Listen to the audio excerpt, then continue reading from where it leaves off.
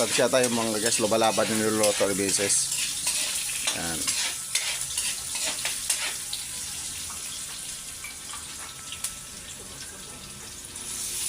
Yung pedireto natin, tokwa kanina. Yan, nilagay na niya.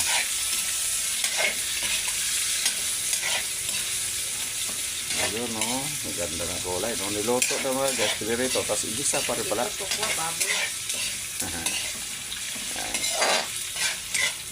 Pero masarap yan mga guys kung may ano, yung taba ng baboy. Yan. Nilagay na niya yung kangkong. Yan mga guys ha. Kangkong lang talaga yan.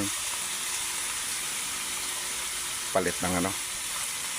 Palit ng sandok.